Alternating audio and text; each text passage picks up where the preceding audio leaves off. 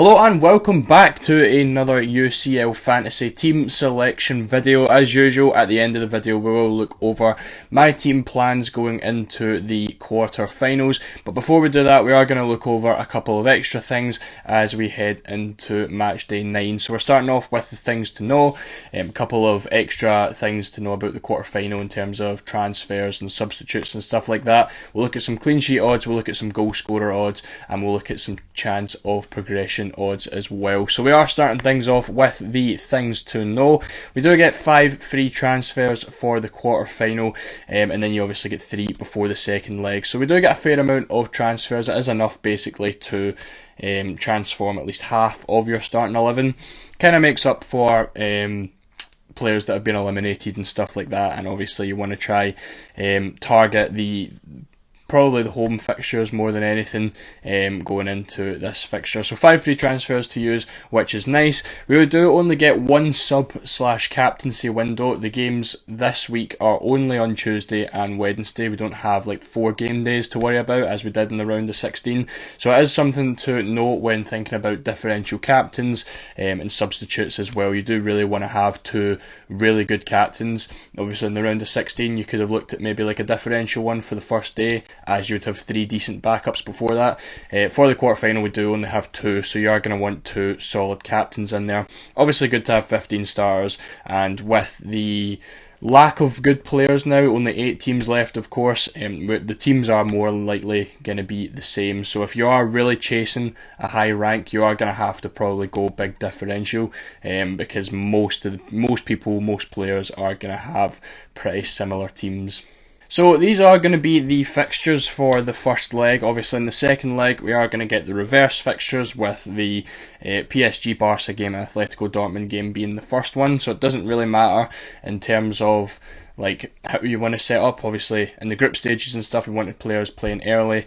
It's not really going to matter too much as they just flip anyways. So we do have a very difficult set of fixtures, at least in terms of one half of the tournament tree. Arsenal play Bayern and Real play City, which means only one of those teams is going to make the final. So it could be interesting. Maybe you want to target those guys down the bottom there with PSG, Barca, Atletico and Dortmund, as it's technically classed as like the easier bracket I suppose, and maybe you want to stack up a bit more and maybe PSG or Atletico players who are probably going to be more favourite to go through. But it's worth just noting those ones. Obviously when you're looking at your goalkeepers as well, you obviously want to have players who are playing on separate days. And in case you didn't know already, this is how the tournament tree does line up. So again, the guys who are on the bottom of that fixture are going to all play each other until they meet in the final, similar to the guys that were at the top. So in my opinion, I do think Arsenal beat Bayern here. I think Man City should beat Real, which means it will be a City and Arsenal semi-final.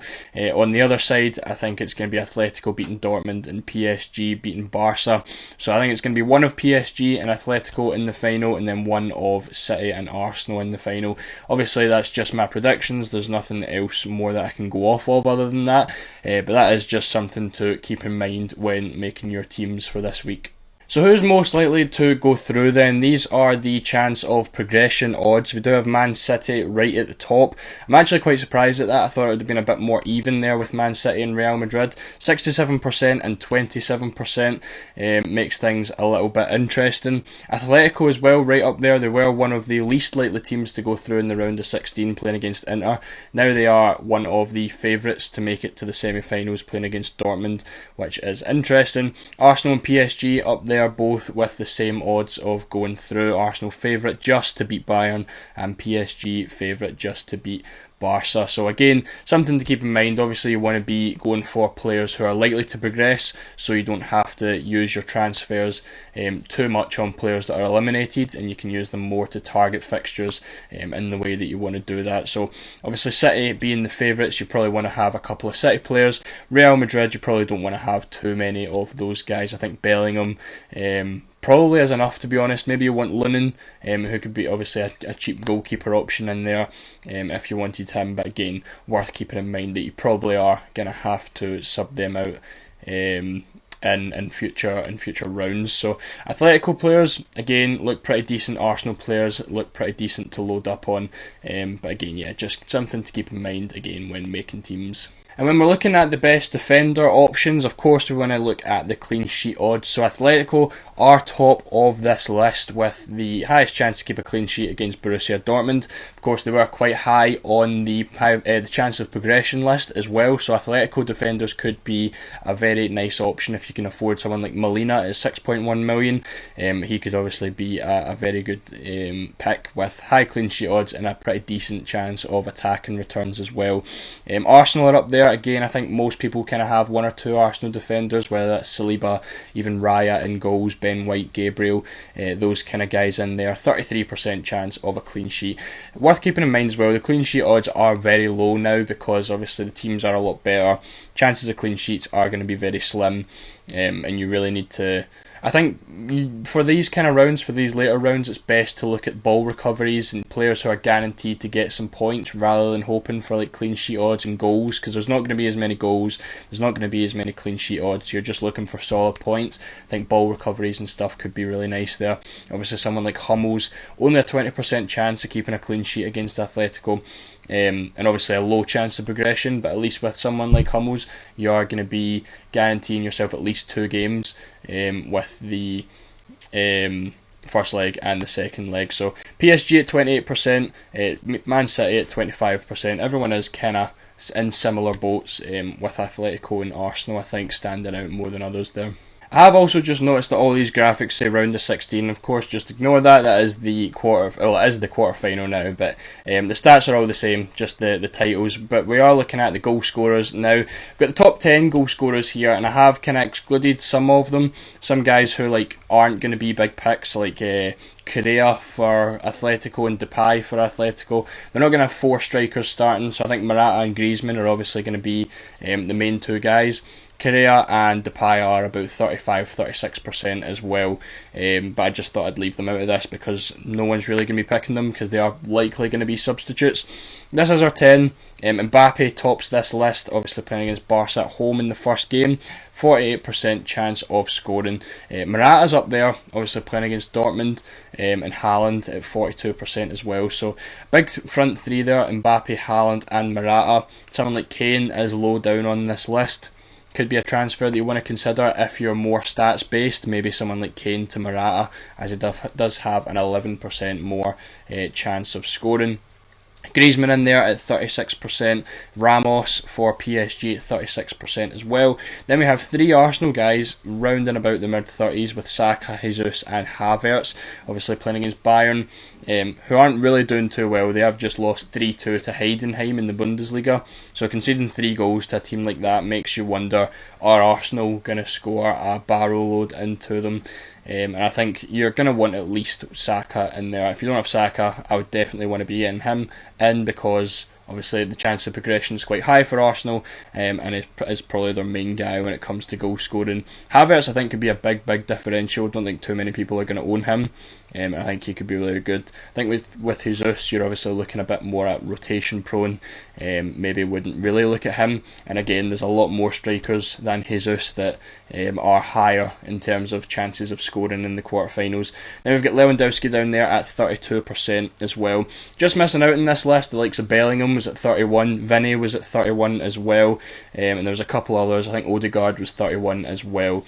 But if there's anyone you want to know the goal scoring odds of, just leave it in the comments and I'll get replying to that as soon as possible. So moving on from the stats then, let's have a look at my round of 16 results. You can see just below me how I got on in terms of rank, and I did get a massive boost in the round of 16. I think I scored 95 points, I want to say. Went from 1.3k in the world up to 500 in the world, and we're looking really good now. And I'm hoping to be able to hold that rank and have a really nice finish this year. Again, more than likely that I'm going to be able to hold the rank because most people are going to have pretty similar teams to mine. Maybe with like 3 or 4, maybe not even that much differences in the team, but this is how we got on. Again, great for the defence, great for the front 3. Maatsen with 9, Guerrero with 9, Hakimi with 6, Raya with 10 as well, so very nice defence. The only thing I did struggle with is the Foden pick. I did go for Foden instead of De Bruyne. De Bruyne obviously had a nice game. I can't actually remember exactly. I'd need to go back and rewatch last week's team selection video. But I did mention that I was considering De Bruyne over Foden, and it would have meant going for someone else in another position, obviously, because I'd need the money to afford De Bruyne. I can't remember exactly what it was, but at the end of the day, it's not the end of the world. It still picked 95 points up and managed a big green arrow. But Kane was my captain, 13 points. Had him. It was obviously between him and Mbappe on that first day. Both of them get the exact same amount of points. Both of them got Player of the Match awards, so that was great. Obviously picked in Rice in there, 4 points, great. No complaints there. Again, going for those ball recovery players have been working out, and then everyone else is just kind of in and about the low to mid tier points. Bellingham with 5, Zaire Emery with 4, Haaland with 6. So no complaints in there. The subs went well. No subs outscoring the starting 11, which was nice. But yeah, let's have a look at this week's transfers. So as it always is with these team selection videos, I do want to get these out a bit earlier than the deadline, of course. So these team selections are never final. If you don't want to see the final team selection, I do post it on my Twitter just before the deadline, which you can see above me.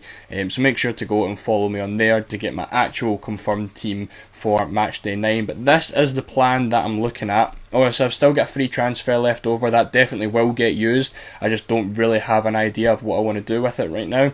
But the rest of the transfers are basically, like, I'm sitting at a small pool of players, and these are the kind of guys that I like. In goals, I have took Sommer out. Of course, he got eliminated in the last round, so we do need another goalkeeper. And we're looking at someone who is going to play in the second day. So it's either Oblak, Donnarumma, Ter Stegen, or Kobel. Oblak's the one, obviously, Atletico have the highest odds of a clean sheet, so he does look the best. It's between him and Kobel, I think, just because Kobel's $1 million cheaper. So it's a tough one. If I need the money, I'll probably end up going for Kobel, but ideally I would like to have Oblak in that position there. Then we went for the defender substitutes. I think my front three is good. The only person I'd like to take out there is maybe Haaland for Morata. Obviously, he does have a much higher chance of scoring than Kane does, but Kane has always had a good record against Arsenal. I think it's a game that he definitely could do well in. And obviously, Bayern are a different kind of team in the Champions League, so I definitely wouldn't want to get rid of him. Likelihood is I'm not going to move that front three. I would like to have Morata, but I'm not gonna take any of these guys out to get him in. Again, the midfield's great.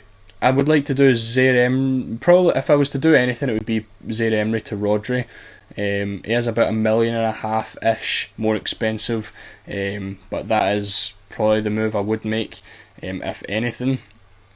Again, could maybe downgrade Oblak to Kobel, and then I'd be able to upgrade Zaire Emery to Rodri in that situation. Hummels, again, I do think they probably will get put out in this round, but he is massive for ball recoveries. You can see with his scores that he's been getting over the entire course of this season in the Champions League.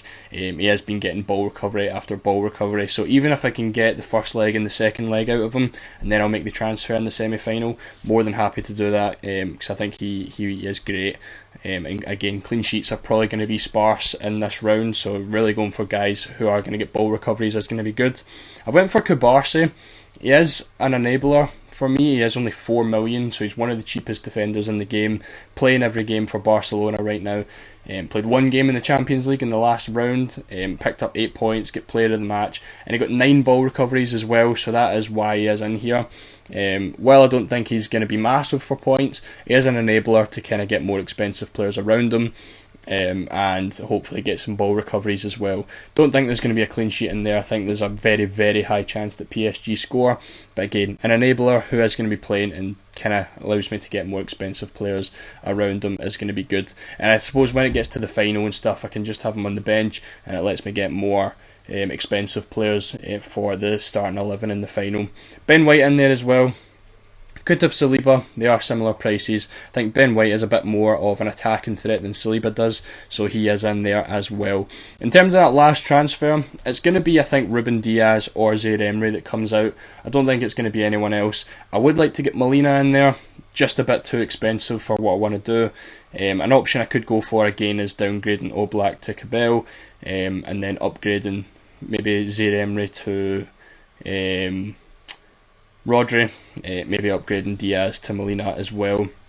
Another one I was interested in is Beraldo from PSG, another defender who has kind of been playing a lot of games for PSG. I wouldn't say he's as nailed as Cabarsi is right now. He did pick up a red card a couple games ago, so he's not played the last 2 games for PSG. But he's only 4.5 million as well, and he could be a pretty decent option. But again, I don't know if I want to be stuck with 2 defenders from the PSG Barca game, because I feel like that's got both teams to score written all over it. But that is where we're at right now. Again, not final. I think most of these transfers maybe get a tiny tweak to them, but that is the general idea of the team right now. Captaincy wise, I'm on Kane right now. It's between Kane and Haaland. I think I might actually go Kane, to be honest. They're both away games, so there's no real differentiating there. Again, I like the idea of Kane against Arsenal. I think he could do quite well. So right now, we're on Kane. And then the second day, I think it's going to be Mbappe against Barcelona. Again, it's a tough one. But other than that, I don't really have too many options unless I want to go for a defender. So probably going to be Kane and Mbappe for my 2 captaincies there. And that is going to be the team. So hopefully again we can climb some more ranks. Let me know down in the comments what you think of the transfers. Let me know if you're making any different transfers, if you're going for a big differential, or if there is someone that you really like. And that I'll get replying to them as soon as possible. But that is going to be this video. If you enjoyed, make sure to leave a like and subscribe if you're new. Again, thank you so much for watching, and I'll see you all in the next one.